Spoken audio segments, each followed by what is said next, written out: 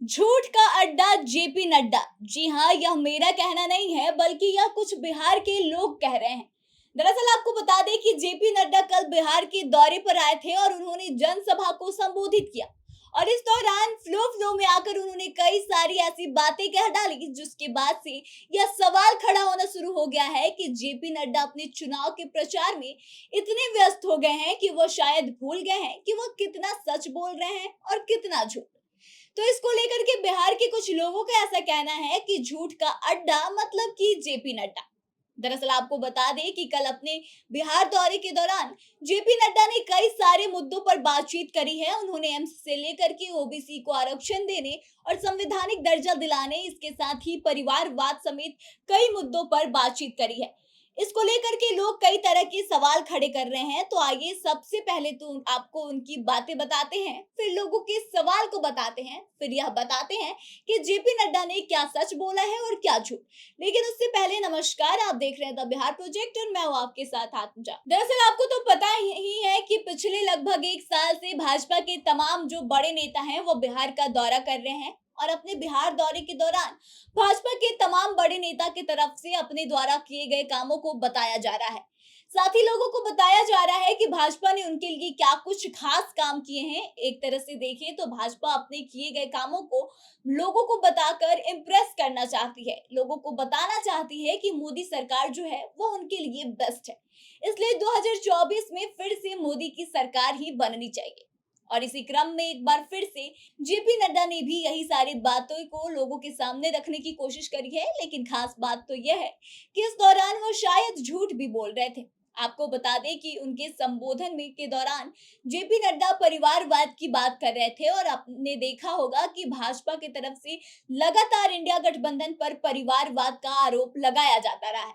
लेकिन क्या आपको पता है कि भाजपा में ही लगभग 100 ऐसे नेता हैं जो कि परिवारवाद से आते हैं। आप लोगों की जानकारी और भाजपा की जानकारी के लिए हम कुछ ऐसे नेताओं का नाम बता देते हैं जो कि परिवारवाद के उदाहरण को सही मायने में सबके सामने रखेंगे। तो चलिए इसकी शुरुआत बिहार से ही करते हैं। सबसे पहले तो आपको बता दें कि बिहार के जो प्रदेश अध्यक्ष है सम्राट चौधरी, उनके पिता शकुनी चौधरी भी नेता हुआ करते थे और उनके बेटा जो है वह सम्राट चौधरी है। संजय जायसवाल जो कि बिहार बीजेपी के पूर्व प्रदेश अध्यक्ष थे, उनके पिता मदन प्रसाद जायसवाल नेता ही हैं। रमा देवी जो कि शिवहर की एमपी है, वह भी ब्रज बिहारी प्रसाद की पत्नी है। अशोक कुमार यादव जो कि मधुबनी की एमपी हैं, वह पूर्व नेता हुकुमदेव नारायण यादव के बेटे हैं। अजय निषाद जो कि मुजफ्फरपुर से एमपी हैं, वह पूर्व मिनिस्टर जय नारायण निषाद के बेटे हैं। विवेक ठाकुर जो कि राज्यसभा में फिलहाल एमपी हैं, वह पूर्व मंत्री सीपी ठाकुर के बेटे हैं। राणा रणधीर सिंह जो कि मधुबनी के एमएलए हैं, वो पूर्व एमपी सीताराम सिंह के बेटे हैं। उसके बाद नितिन नवीन जो कि भाजपा के विधायक हैं, वो नवीन किशोर सिंह के बेटे हैं। वहीं यशवंत सिंह पूर्व नेता जयंत सिन्हा के बेटे हैं। रविशंकर प्रसाद पूर्व मंत्री ठाकुर प्रसाद के बेटे हैं। यह तो केवल बिहार की बात है, लेकिन आपको बता दें कि भारत के और सारे स्टेट्स में भी ऐसे कई भाजपा के नेता हैं जो कि परिवारवाद से संबंध रखते हैं। और इसके बावजूद भी भाजपा के जो तमाम बड़े नेता हैं वो हमेशा से इंडिया गठबंधन पर परिवारवाद का आरोप लगाते रहे हैं और परिवारवाद के नाम पर लोगों को भड़काने की कोशिश भी करते रहते हैं। और यही काम फिर से एक बार जेपी नड्डा ने इस बिहार दौरे में किया है। वहीं दूसरी बात जेपी नड्डा ने दरभंगा एम्स को लेकर भी कही है। उन्होंने कहा कि प्रधानमंत्री नरेंद्र मोदी ने दरभंगा में एम्स दिया। लेकिन आपको बता दें कि इससे पहले खुद नरेंद्र मोदी भी इस बात को कह चुके हैं कि दरभंगा एम्स में लोगों का इलाज चल रहा है। लेकिन भाजपा के नेताओं से यह सवाल लोगों का है कि वह बताएं कि दरभंगा एम्स अगर बन गया है तो लोगों का इलाज हो रहा है, तो वह एम्स है कहाँ, दिखता क्यों नहीं।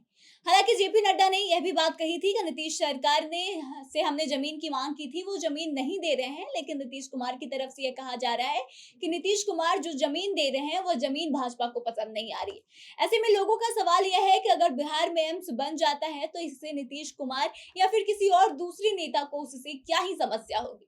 इसके साथ ही आपको बता दें कि जेपी नड्डा ने यह बात भी कही कि ओबीसी समाज के जो लोग हैं उनका संवैधानिक अधिकार जो है वह नरेंद्र मोदी ने दिलाया। ऐसे में एक बड़ा सवाल यह भी उठता है कि अगर संवैधानिक अधिकार और आरक्षण नरेंद्र मोदी ने दिलाया तो फिर जो मंडल कमीशन बनाया गया था वह किस लिए बनाया था। उस समय जो ओबीसी को रिजर्वेशन दिया गया था क्या वह मान्य नहीं था। तो इन तमाम मुद्दों को देखकर ऐसा लगता है कि भाजपा के जितने भी बड़े नेता आते हैं वह अपने कामों को गिनवाने के साथ साथ कुछ ज्यादा ही बोल जाते हैं, ताकि लोगों का वह विश्वास जीत ले और आने वाले चुनाव में उन्हें इसका फायदा मिले। लेकिन अब जो लोग हैं इतने भी बुद्धू नहीं हैं, लोग भी अब काफी समझदार हो चुके हैं। लोगों को समझ में आ जाता है कि क्या झूठ बोला जा रहा है और क्या सच बोला जा रहा है। इसी को लेकर के अब लोगों का ऐसा मानना है कि झूठ का जो सबसे बड़ा अड्डा है वो जेपी नड्डा ही है। तो इस तरह से आपको बता दें कि यह जो स्लोगन लोगों की तरफ से दिया जा रहा है, जेपी नड्डा ने जो तमाम बातें कही है, जो कि हमने आपको इस वीडियो में बताया, उसी को लेकर के कही जा रही है। बाकी आप इसको कैसे सोचते हैं, आप अपने विचारों को बताएं और आगे की तमाम खबरों के लिए बने रहे हमारे साथ, देखते रहें द बिहार प्रोजेक्ट।